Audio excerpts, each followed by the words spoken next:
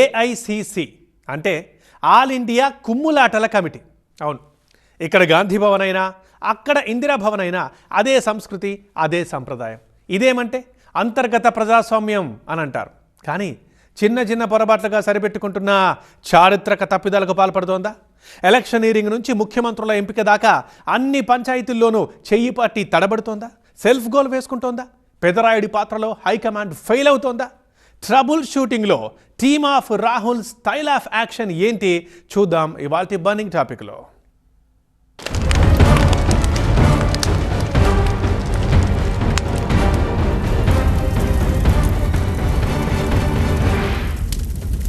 Emergency టైంలో సంజయ్ గాంధీ అత్యంత క్రూరంగా వ్యవహరించారు. నిర్బంధ కుటుంబ నియంత్రణ ఆపరేషన్లు చేయించి దేశానికి మాయని మచ్చగా మారారు. ఎవరో కాదు, స్వయాన కాంగ్రెస్ సీనియర్ నేత శశి థరూర్ ఒక పత్రికకి రాసిన వ్యాసంలో చేసిన కామెంట్లు ఇవి. సాక్షాత్తు ఇందిరాగాంధీ కుమారుణ్ణే టార్గెట్ చేసిన ఫైర్ బ్రాండ్ అతడు. తర్వాత ప్రధాని మోదీ సభలో కూడా కనిపించారు. ఆపరేషన్ సింధూర్కి అదే పనిగా ప్రమోషన్ చేశారు. ఆయన గారి రెబలిజంపై సీనియర్లు సోషల్ మీడియాలో విమర్శలు చేయడమే తప్ప అధిష్టానం మాత్రం ఇప్పటిదాకా ఎలాంటి చర్య తీసుకోలేదు. మొన్నటి కేరళ అసెంబ్లీ ఎన్నికల తర్వాత సీఎం రేసులో ఉన్నట్టు వార్తలు వచ్చాయి. అది కాంగ్రెస్ పార్టీలో రాజకీయం తీరు. అక్కడ హైకమాండ్ అనేది ఒక బ్రహ్మ పదార్థం, ఉందో లేదో తెలియదు. ఆ మాటకు వస్తే లోకల్ కటౌట్లదే అక్కడ పెత్తనం. దేశంలో ఏమో కానీ కాంగ్రెస్ పార్టీలో మాత్రం డెమోక్రసీ 4 పాదాల నడుస్తుంది అని అంటారు. కర్ణాటకలో ముగిసినట్టే ముగిసి మళ్ళీ మొదలవుతున్న కుర్చీలాట కూడా అదేగా చెబుతోంది.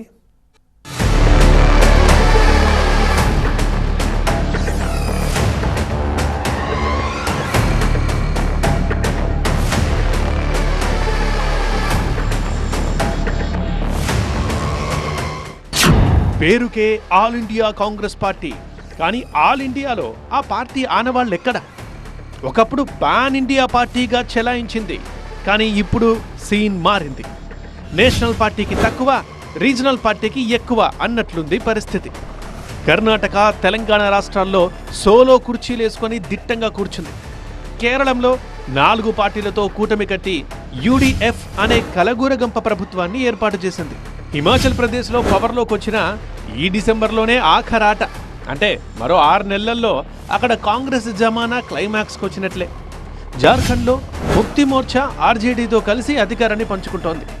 తమిళనాడులో విజయ్ పార్టీకి తోడుగా నిలబడి నిన్న మొన్నే క్యాబినెట్లో 2 బెర్తులు తీసుకొని పవర్ని ఎంజాయ్ చేస్తోంది. ఇది క్లుప్తంగా దేశ రాజకీయ చిత్రపటంలో all India Congress party total foot print. మొత్తం మీద 1/2 డజన్ రాష్ట్రాలకు మించి ఆనవాళ్లు కనిపించని హస్తం పార్టీని అందరూ ఒక మాట అంటుంటారు. ఎక్స్టర్నల్ రాజకీయాల్లోనే కాదు, ఇంటర్నల్ రాజకీయాల్లో కూడా కాంగ్రెస్ పార్టీ అదుపు తప్పిందని, దేన్ని ఒక పట్టాన తేల్చకుండా ఇంటి గుట్టు బయటికి ఇడ్చి రచ్చకెక్కడం కాంగ్రెస్ పార్టీకి అలవాటుగా మారిపోయిందని. ముఖ్యమంత్రి పేరుని ముందే ప్రకటించకుండా జాగ్రత్త పడటం కాంగ్రెస్ పార్టీకుండే ఏజ్ ఓల్డ్ సంప్రదాయాల్లో ఒకటి. ఎన్నికల తర్వాత ఢిల్లీ నుంచి వచ్చే సీల్డ్ కవర్లో భద్రంగా ఉంటుంది ముఖ్యమంత్రి పేరు. ఆ కవర్ని చించి చూసేదాకా మన సీఎం ఎవరనేది మనకే కాదు, ఎవరికీ తెలియదు. కానీ ఆ లోపలే జరగాల్సిన రచ్చంతా జరిగిపోతుంది. ఆశావహులు హైకమాండ్ దగ్గర క్యూలు కట్టి ఎవరికి వాళ్ళు బల నిరూపణతో పెద్ద సినిమానే నడిపిస్తారు. కొన్ని రాష్ట్రాల్లో అయితే 5 ఏళ్ల హయాంలో 6-7 సార్లు ముఖ్యమంత్రిని మార్చిన చరిత్ర ఉంది కాంగ్రెస్ పార్టీకి. ఇంకా మోదీ జమానా మొదలయ్యాక అంతకు మించి అన్నట్లు మారింది హస్తం పార్టీలో సీఎం కుర్చీల పంచాయతీ. అధికారంలో ఉన్నదే పిడికెడన్ని రాష్ట్రాల్లో. దాదాపు అన్ని చోట్ల నాయకత్వ సమస్యలే. నాయకత్వాన్ని మార్చాలన్నా, కొత్త నాయకత్వాన్ని ఎంపిక చేయాలన్నా అధిష్టానం తల బొప్పి కట్టాల్సిందే. సపోజ్ ఇప్పుడు కర్ణాటకనే తీసుకోండి, సిద్ధు వర్సెస్ డీకే. కర్ణాటకలో ఈ పవర్ గేమ్ కొత్తగా పుట్టిందేం కాదు. 2023 మేలో, అంటే సరిగ్గా 3 ఏళ్ల కిందట అసెంబ్లీ ఎన్నికల్లో ఘన విజయం సాధించినప్పుడే షురూ అయింది. గెలిచామన్న సాటిస్ఫాక్షన్ ని కూడా మిగిల్చకుండా ఢిల్లీకెళ్లి హైకమాండ్ దగ్గర కీచులాటకు దిగేశారు 2 ఆస్పిరెంట్లు. దాదాపు వారం రోజులు కుస్తీ పడితే గానీ సిద్ధుకి ముఖ్యమంత్రి కుర్చీ ఫైనల్ కాలేదు. చేరి 2.5 ఏళ్లు పదవిలో ఉండేలా డీల్ కుదిరినట్లు వార్తలొచ్చాయి. అప్పటి నుంచి పక్కలో బల్లెన్లా, ఆ మాటకొస్తే అసలు ప్యారలల్ పవర్ సెంటర్ గా సిద్ధు సర్కార్ని వెంటాడుతూనే ఉన్నారు డీకే శివకుమార్. సిద్ధరామయ్యపై బహిరంగంగానే కామెంట్లు చేయడం, వాటిని సిద్ధు తనదైన స్టైల్లో ఎదుర్కోవడంతోనే 3 ఏళ్లు గడిచిపోయాయి. అయితే పూర్తి 5 ఏళ్లు నేనే సీఎం అంటూ పదే పదే స్టేట్మెంట్ ఇస్తూ వచ్చారు సిద్ధరామయ్య. మావాడే సీఎం అంటూ డీకే గ్రూప్ చెలరేగిపోతున్నా, డీకే శివకుమార్ క్యాబినెట్ కూర్పు కూడా రెడీ అయిపోతున్నా ఢిల్లీ నుంచి చోద్యం చూడటమే తప్ప స్పష్టత లేదు. ఇప్పుడు అధికార మార్పిడి జరిగిన డీకే అండ్ సిద్ధు మధ్య టగ్ ఆఫ్ వారే.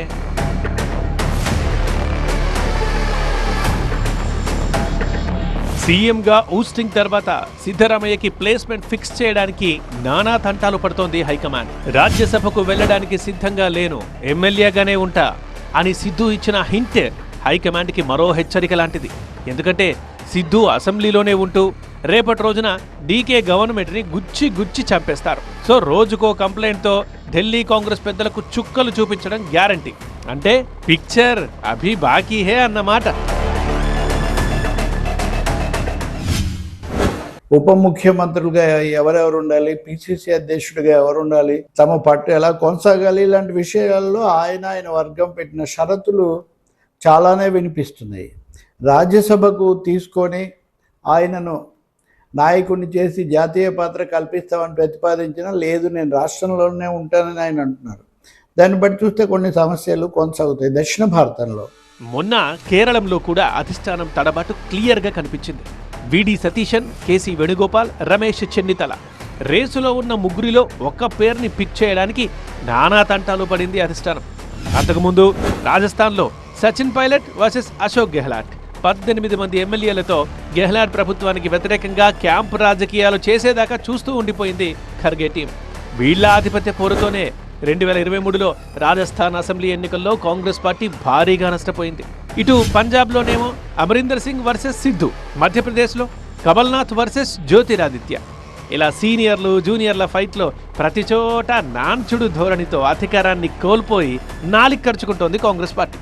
అంతా మీరే చేశారు అంటూ లోకల్ క్యాడర్ ముందు దోషిగా నిలబడుతోంది.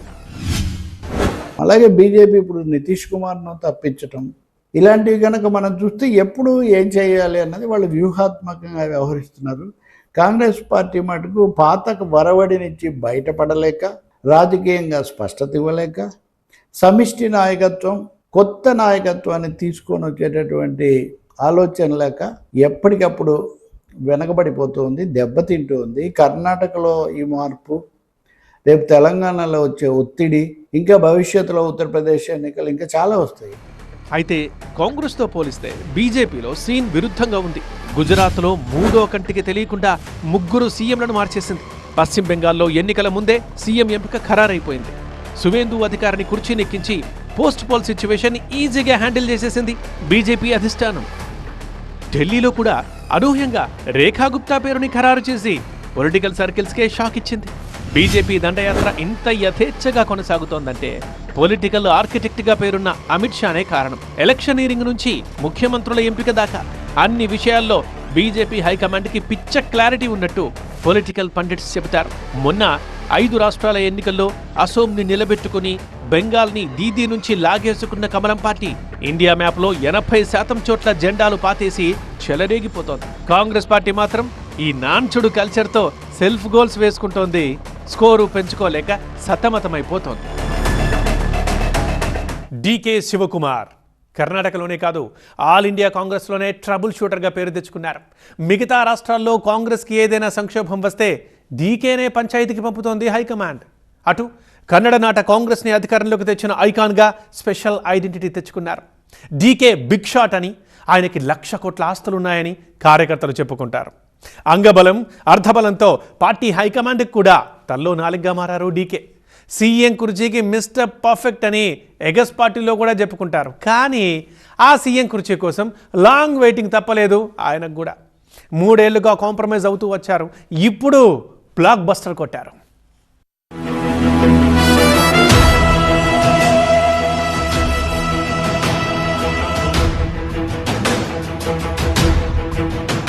పట్టు వదలని విక్రమార్కుడిలా గల్లీ టు ఢిల్లీ పావులు కదిపి చివరికి అధిష్టానాన్ని కన్విన్స్ చేసి ఆ కుర్చీనైతే అందుకున్నారు. కానీ ఎంత డీకేకైనా కర్ణాటకలో క్రోకడైల్ ఫెస్టివల్ తప్పదా? ఆ సంకేతాలైతే గట్టిగానే ఉన్నాయి. మరి డీకే శివకుమార్ దగ్గర మంచి రిసోర్సెస్ ఉన్నాయి, అన్ని చేయటానికి సిద్ధంగా ఉంది. ఆయన్ని కాంగ్రెస్కి ఏ ట్రబుల్ వచ్చినా ఆయన దగ్గరికి వెళ్ళేవారు. ఎక్కడైనా క్యాంప్స్ పెట్టాలంటే ఆయన దగ్గరికి ఎమ్మెల్యేలు పంపించేవారు. ఏ సమస్య వచ్చినా ఆయన పంపించేవారు. ఎలక్షన్లు వస్తే డీకే శివకుమార్ పంపించేవాడు. సో 2014 నుంచి డీకే శివకుమార్ ఒక పెద్ద ఇమేజ్ వచ్చింది. ఈయనకి ఇవ్వకపోతే చాలా గొడవలు అవుతాయి. ఓడిపోయే తర్వాత సంగతి చూసుకోవచ్చు. 2028లో వచ్చే 2 సంవత్సరాల్లో కాంగ్రెస్ కూడా కూలిపోయే పరిస్థితి తీసుకొస్తాడు. అంతేగా ఎవరిని భయపడడం, ఎవరిని లెక్క పెట్టడం, ఆ రెప్యుటేషన్ ఉన్నది కాబట్టి ఇన్ని రోజులు ఆ గన్ మిగతా వాళ్ళ మీద పడేది మన మీదే తీసుకొస్తాడు, మళ్ళీ అల్లరి చేస్తాడు అని భయపడి ఆయన పట్టుదలకి, ఆయన ధైర్యానికి, ఆయన పెగితనానికి లొంగిపోయి కర్ణాటక ముఖ్యమంత్రిగా ఉంటూ హైకమాండ్కి దూరంగా పనిచేశారు సిద్ధరామయ్య. పాలన మీదే ఎక్కువగా ఫోకస్ పెట్టారు. డీకే రాజకీయ ఎత్తుగడల్ని ఢీకొట్టడంతోనే సరిపోయింది ఆ పెద్దాయనికి.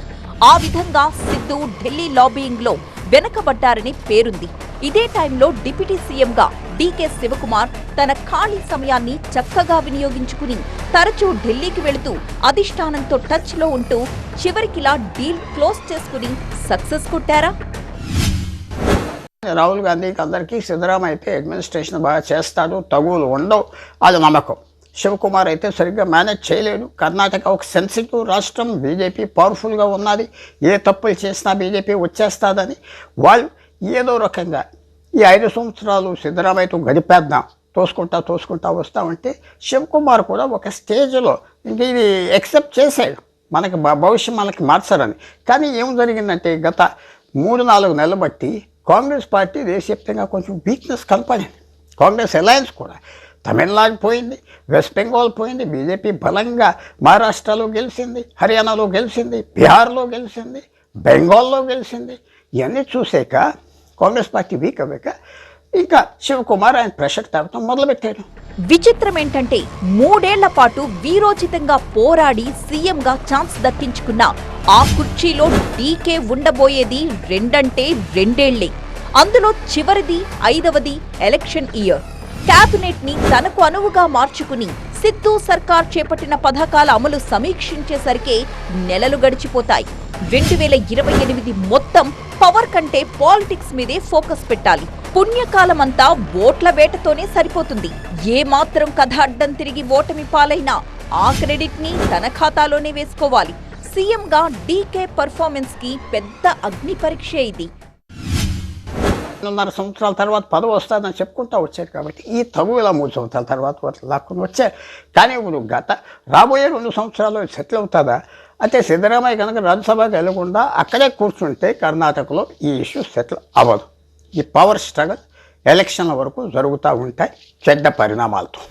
ఆ మాటకొస్తే కర్ణాటకలో పూర్తి పదవీ కాలం సీఎం సీట్లో ఉన్నారంటే అది పెద్ద ఘనకార్యం అన్నట్టే. ఎందుకంటే గత 70 ఏళ్ల చరిత్రను చూస్తే 5 ఏళ్ల పాటు సీఎంగా కొనసాగిన క్రెడిట్ 3కి మాత్రమే ఉంది. ఎస్, నిజ లింగప్ప 5 ఏళ్ల 345 రోజులు సీఎంగా ఉన్నారు. డి దేవరాజ్ బుర్స్ 1972 నుంచి 1977 వరకు.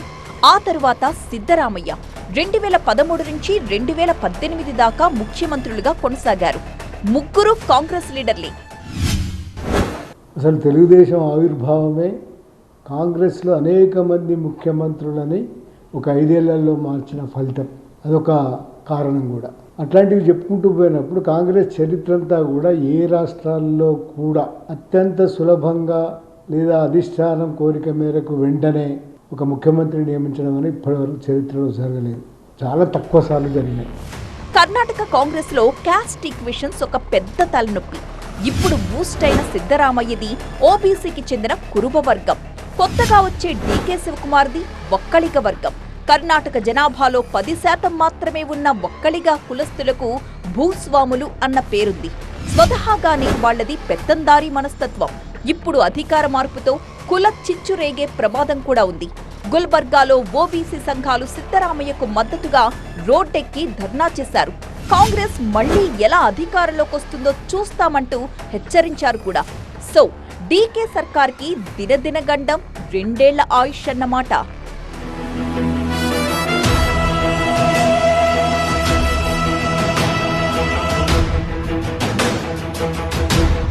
సీఎం అనే 2 అక్షరాల సౌండ్లోనే ఒక మ్యాజిక్ ఉంది.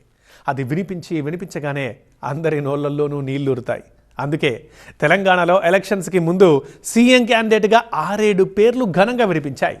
CLP చీఫే చీఫ్ మినిస్టర్ అవుతారన్న సెంటిమెంట్ని కూడా భట్టి విక్రమార్కను గట్టిగా పట్టేసుకుంది. నాకేం తక్కువ అంటూ భట్టి కూడా ఢిల్లీకి వెళ్ళి సీఎం సీటు కోసం లాబింగ్ చేశారు. 3 రోజుల కసరత్తు తర్వాత రేవంత్ రెడ్డి పేరుని ఖరారు చేసింది ఖర్గే టీం. తర్వాత కేరళం, ఇప్పుడు కర్ణాటకం. రాష్ట్రం మారినా కాంగ్రెస్ నాంచుడు దృశ్యం మాత్రం మారలేదు. Same to same. చూడ్డానికి ఇవన్నీ చిన్న చిన్న పొరపాట్లే, కానీ చారిత్రక తప్పిదాలు కూడా మారకుండా చూసుకోవాలిగా. కుర్చీలాగి కాళ్ళు మొక్కి కర్ణాటకలో క్లైమాక్స్ అయితే అద్దిరిపోయింది. సేమ్ టైం హస్తం పార్టీ భవిష్యత్తుపై క్వశ్చన్ మార్క్స్ కూడా పడ్డాయి. కర్ణాటకలో ముఖ్యమంత్రి మార్పుతో కాంగ్రెస్ పార్టీ మరో సెల్ఫ్ గోల్ వేసుకుందా అనే డౌట్లు మొదలయ్యాయి. ఇప్పటికే కాంగ్రెస్ పార్టీకి ఎలక్టోరల్ గా దెబ్బ మీద దెబ్బలు పడుతున్నాయి. హర్యానా ఎన్నికల్లో అబాసుపాలైంది. మహారాష్ట్రలో కూటమి ప్రయోగం బెడిసి కొట్టింది. చిన్న పార్టీలను కలుపుకుపోవడం తెలియక, కూటమి ధర్మాన్ని పాటించలేక ప్రతి ఎన్నికల్లో తగిన మూల్యం చెల్లించుకుంటూ వస్తోంది. మా పార్టీలో ఇంతే, అందరినీ మాట్లాడనిస్తాం, అందరికీ ప్రశ్నించే హక్కునిస్తాం, దీన్నే అంతర్గత ప్రజాస్వామ్యం అంటుంటాం, అదే మాకు శ్రీరామ రక్ష అని జస్టిఫై చేసుకుంటూ వస్తోంది కాంగ్రెస్ హైకమాండ్. కానీ ఆ వైఖరి వల్లే పార్టీకి తలవంపులు పెరుగుతున్నాయా? నిన్న మొన్న తమిళనాట టీవీకే పార్టీకి మద్దతు ప్రకటించడం దగ్గర కూడా కాంగ్రెస్ పార్టీలో కోఆర్డినేషన్ కరువైపోయింది. స్టాలిన్ కి కట్టేసి కొట్టడం జాతీయ స్థాయిలో కాంగ్రెస్ కు ఇబ్బందికరమే అనే విశ్లేషణలొచ్చాయి. రాజీవ్ గాంధీ టైంలో, ఇందిరాగాంధీ టైంలో ఒక మూపనారు లేకపోతే పివి నరసింహారావు పెద్ద పెద్ద వాళ్ళందరూ వెళ్ళి సెటిల్ చేసేవారు. ఇప్పుడు సెటిల్ చేసేవారు సమస్యలు ఉన్న ముఖ్యమంత్రుల కంటే తక్కువ స్టేచర్ ఉన్నవాళ్ళు వాళ్ళ మాట ఎలాగ వింటారు? కేరళ ముఖ్యమంత్రి ఎలాగ వీడంటే ప్యూర్గా 10 రోజులు ఆయన బెదిరించి ఛాలెంజ్ చేసి కాంగ్రెస్ హైకమాండ్ లెక్క పెట్టకుండా అవ్వాడు. సో ఆ ఉదాహరణ తీసుకుంటే హైకమాండ్ అనేది కాంగ్రెస్ పార్టీలో వాళ్ళ సెంట్రల్ గవర్నమెంట్లో అధికారం ఉంటే వాళ్ళ మాట చాలా మన అవుతుంది, లేకపోతే పవర్ఫుల్ లీడర్స్ ఉన్నారు. అవి 2 లేవు కాబట్టి తప్పకుండా ఇలాంటి గొడవలు వస్తాయి. ఇటు పార్టీ లోపల అసమ్మతి రాగం ఎప్పటికప్పుడు వేధిస్తూనే ఉంది. ఒక సందర్భంలో కాంగ్రెస్ పార్టీలో మోదీ ఫ్యాన్స్ క్లబ్బే ఫామ్ అయింది. సీనియర్లంతా మోదీకి ఓపెన్ గా జిందాబాద్ కొట్టడం కాంగ్రెస్ హైకమాండ్ కి తిక్క పుట్టేలా చేసింది. కశ్మీర్లో ప్రజలు స్వేచ్ఛగా బతికేస్తున్నారు, all credit goes to Modi అంటూ సీనియర్ ఎంపీ సల్మాన్ ఖుర్షీద్ ఇచ్చిన స్టేట్మెంట్ అధిష్టానాన్ని డిఫెన్స్ లోకి పడేసింది. అప్పటికే శశిధరూర్ లాంటి ఫైర్ బ్రాండ్లు హైకమాండ్ కి కొరకరాని కొయ్యల్లా తయారయ్యారు. కాంగ్రెస్ పార్టీలో ముసలం పుట్టిందా అనే చర్చ కూడా మొదలైంది. రాజీవ్ గాంధీ నాయకత్వంలో వైఫల్యానికి ప్రధానమైన కారణం వృద్ధులను వదిలించుకోకపోవడం. వృద్ధులు ఒక సమస్యగా కాంగ్రెస్కు మారింది. ఎందుకంటే అది 100 ఏళ్ల పైబడిన పార్టీ, అనేక సంవత్సరాలు చాలా కాలం పాటు భారతీయ జనతా పార్టీ ఇటీవల కాలంలో రావడము, మధ్యలో జనతా పార్టీ రావడం తప్ప దేశాన్ని ఏలిన పార్టీ, 10 దశాబ్దాల పాటు ఏలిన పార్టీ. ఆ పార్టీ వృద్ధులని పెంచి పోషించి చాలామంది యువకులు, ఇప్పుడు రాజస్థాన్, మధ్యప్రదేశ్ ఉదాహరణలు అవే, కమల్నాథ్ని కావచ్చు, లేకపోతే అక్కడ అశోక్ గెహ్లాట్ని కావచ్చు, వదిలించుకోలేక సచిన్ పైలట్ లాంటి యంగ్ జనరేషన్ లీడర్స్, ఎదిగి వచ్చిన లీడర్స్ని, ఆయన రాజేష్ పైలట్ వారసుడు, ఒక మంచి ఔరా సంపాదించుకున్నాడు, జ్యోతిరాదిత్య సింధియా అని చెప్పవలసిన పని లేదు. అంటే ఇట్లాంటి వాళ్ళని వదులుకున్నది కేవలం అట్లాంటి వాళ్ళ కోసం. మైనారిటీ ఫ్రెండ్లీ పార్టీగా ఎప్పటి నుంచో ఉన్న అడ్వాంటేజ్ ని కాంగ్రెస్ పార్టీ ఎంతో కొంత నిలబెట్టుకుంటూనే వస్తోంది. అదే టైంలో తొందరపాటు నిర్ణయాలతో మెజారిటీ వర్గాల్ని దూరం చేసుకుంటోందన్న విమర్శ కూడా ఉంది. మహిళా రిజర్వేషన్ బిల్లును వ్యతిరేకించి మహిళా ఓటు బ్యాంకుకు చేతులారా గండి కొట్టుకుంది అన్నది మరొక అభియోగం. దాన్ని కవర్ చేసుకోవడానికి ఇప్పటికీ కష్టపడుతోంది హస్తం పార్టీ. అటు దేశవ్యాప్తంగా ఇండీ కూటమిని లీడ్ చేస్తున్న కాంగ్రెస్ పార్టీ కొన్ని రాష్ట్రాల్లో కూటమి భాగస్వామ్య పార్టీలతో విభేదించాల్సి రావడం ఇంకో తలనొప్పి. ఇప్పుడు ఏఐసీసీ చీఫ్ ఖర్గే సొంత రాష్ట్రం కర్ణాటకలో రాజకీయ భూకంపం. ఇప్పటి వరకు జరిగిన, ఇకపై జరగబోయే పరిణామాలు సంస్థాగతంగా కాంగ్రెస్ పార్టీలో కొత్త సమస్యల్ని సృష్టించే ప్రమాదం ఉంది. ఇలా కంట్రోల్ చేసుకోవాల్సిన డ్యామేజ్లు హస్తం ఇలాకాలో బోలెడు. మరి కొత్త ఛాలెంజ్లు, కొత్త టార్గెట్లతో రాహుల్ టీంకి చేతి నిండా పని దొరకబోతోందా?